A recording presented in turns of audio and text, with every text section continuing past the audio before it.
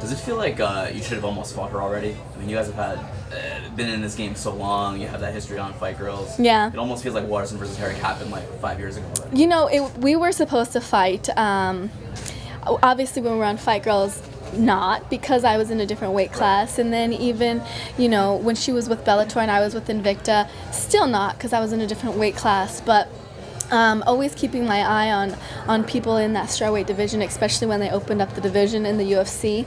And yeah, we were also slated to fight before I fought Paige. So I knew it was going to happen eventually. So always, you know, studying her, watching her, keeping a close eye on her anytime she fought. But basically, all the girls in the division, I keep an eye on. So you're going to end up fighting all of them one way or another. Does it feel like you guys are almost pioneers for the lighter women's weight classes in a way? I would definitely like to say so. You know, Felice and I have been around for a very long time. Not very many people even know about that reality show, Fight Girls, and when Gina Carano was the one leading the charge, and there was still a heavier scene in the Muay Thai. So, yeah, for sure, I think that Felice and I both have led the charge as far as being in the game for as long as we have, and still being hungry to still be in the game, and to grow and evolve, and to be here in the top 10, to be fighting on one of the most historic fights in the UFC on the pay-per-view card. Yes, we are pioneers. So how do you approach this fight? Because a lot of people think of Felice as a grappler, but she started out as a kickboxer and really seems to be integrating everything so well these days. So where's the weak spot? I think the same could be said about me. Yes, I'm the karate hottie, but I've won the majority of my fights by submission. So I think you have to approach this fight with an open mindset. You have to be able to take the fight wherever it goes. If it ends up staying standing, I have to be comfortable with that. If I want to take it to the ground, I'm comfortable with that too. I've seen the fight 1,000 times in my mind, and I've won 1,000 different ways, so I'm comfortable with it going wherever it does go. She's a pretty physical woman and a strong woman. I know you used to fight lighter, so have you done more, muscle mass building to try to compete a little more? Because I know that's something that Angela has had an issue with. That some of the girls were just bigger and stronger, and it's been an issue. You know, I thought that for a while that's what I needed to do, coming up from atom weight, going up to straw weight, but physical strength has never been my strength. My strength is my speed. My strength is my finesse, my understanding of range, my ability to capitalize on openings. So I'm focusing on my strengths. And after fighting Courtney Casey, who is one of the other bigger girls in the UFC, I would say one of the biggest girls in the UFC, who has a power punch, I come away from that fight with confidence, to know that I'm equipped to fight the bigger girls in the UFC. So going into that Casey fight, you were on a 2-fight skid. What were your thoughts going into that? How much of a relief was that to win that one? How, what did it do for your confidence? I took. It took a while for me, but I took those losses as stepping stones, really. In a lot of other sports, wins, they come and they go and people forget about them. But in fighting, your losses, they follow you, and it can definitely change the trajectory of your career.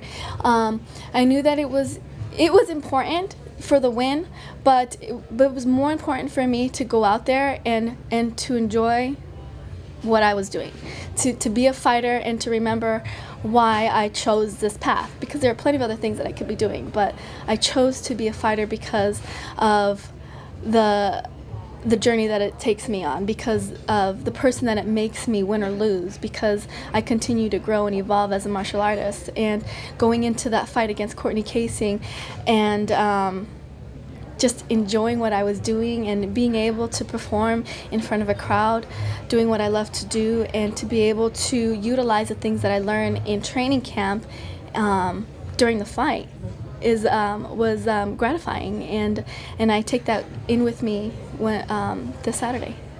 Is this fight almost a chance for you to look back and reflect on not only where your career has come, but also where women's MMA has come? Because you guys had that start back in 2006 on Fight Girls, and now here we are in 2018. You're fighting Felice. You guys are both top talents. And could you have imagined back then that you'd be where you are now? Back then, I remember having a vision board in my apartment, and one of my dreams was to be fighting for the UFC. And at that moment, Dana was like, absolutely no way females should even belong in the cage, and here we are now. So to me, yeah, it's definitely a good omen.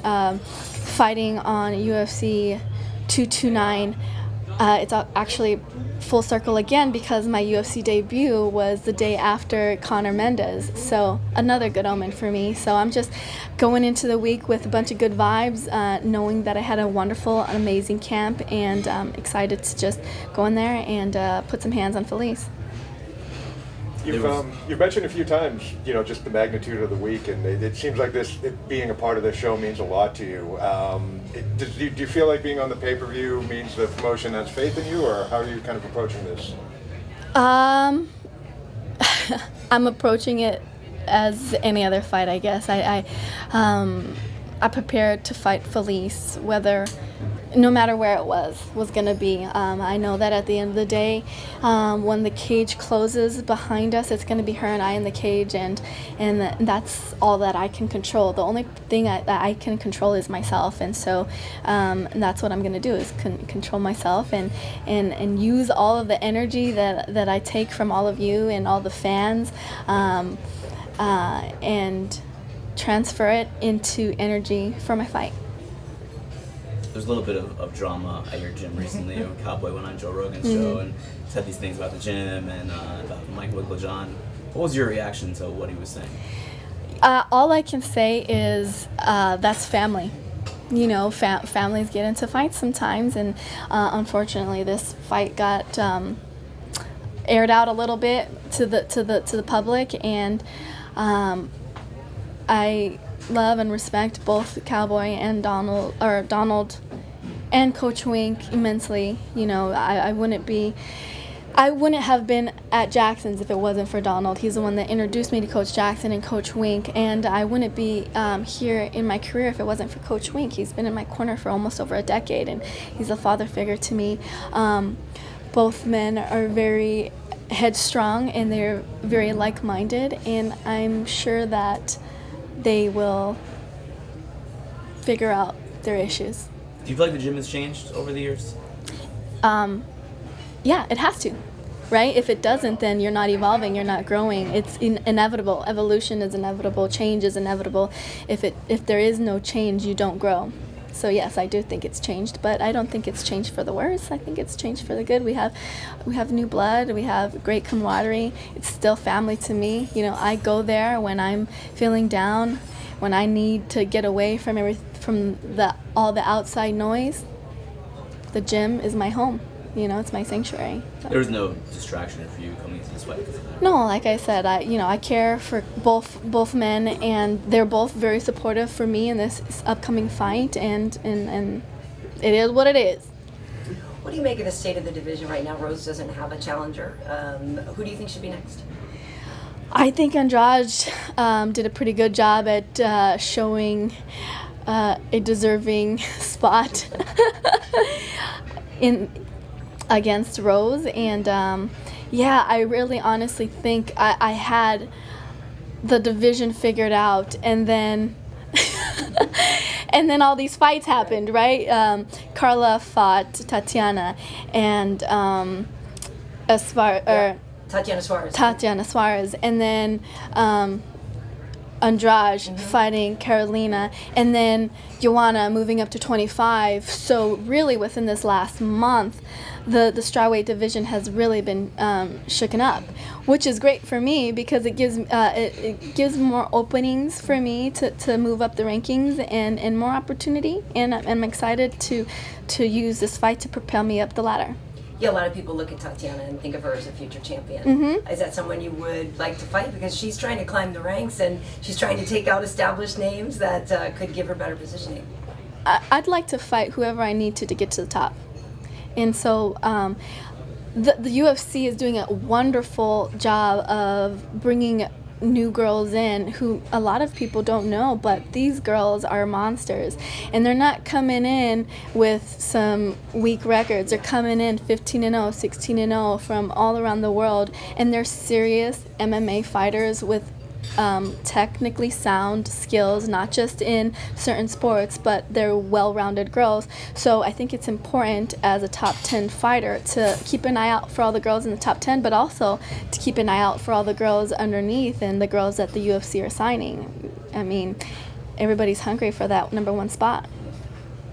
In the immediate aftermath of the Conor McGregor bus attack back in April, you expressed some concerns that if nothing happened to him, if there was no discipline on him, that other fighters may do similar crazy stuff. Yeah. So now you're in a position where you're on the same card as McGregor. Do Yeah. you still have the same feelings about that? And there really was not much of a punishment, to be honest. Let's Let's be keep honest. it real. You know, Conor's Conor, and he's gonna do what he's gonna do, and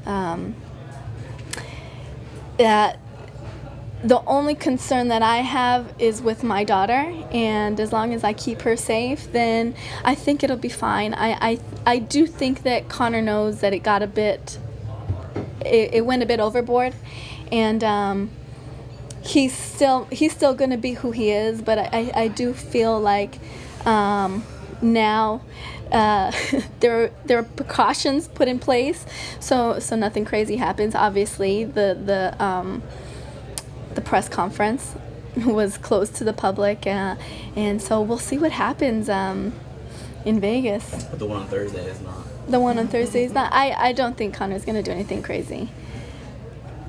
I don't. I should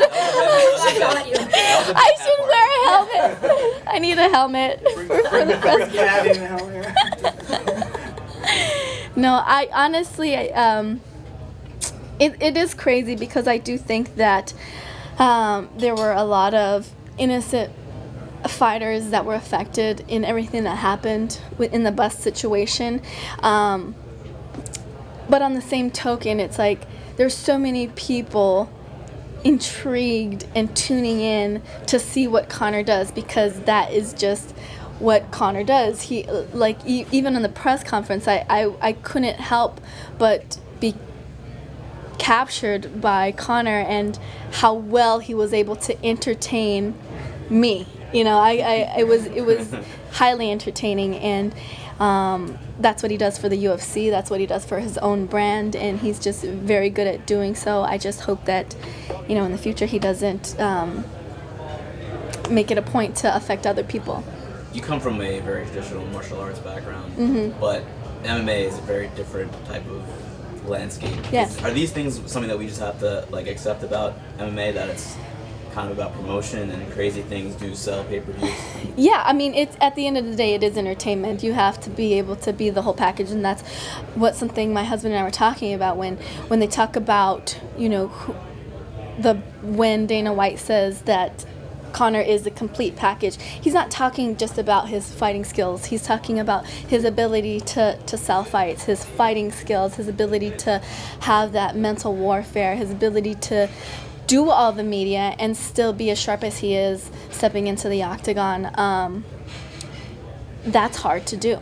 And so I look up to him in that sense. And I do think at the core of Conor's heart, he is a martial artist, but he pushes the envelope.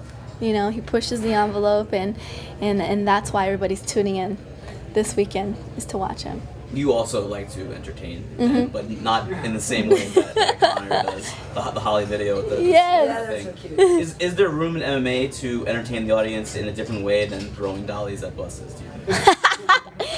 100%, and that's why, in my opinion, MMA and the UFC is so popular, because you get to associate the fighter with who they are and their story, and the UFC allows each individual fighter to grow their brand the way they want to. And for me, I'm not a shit talker. I'm not good at it, but I still can relate. You know, I am a mother. I am a wife. I am a fighter, and I enjoy being silly, and I have a martial arts background, and there are plenty of people in this world that can relate to me that won't necessarily relate to Conor. So there's somebody for everybody, I guess.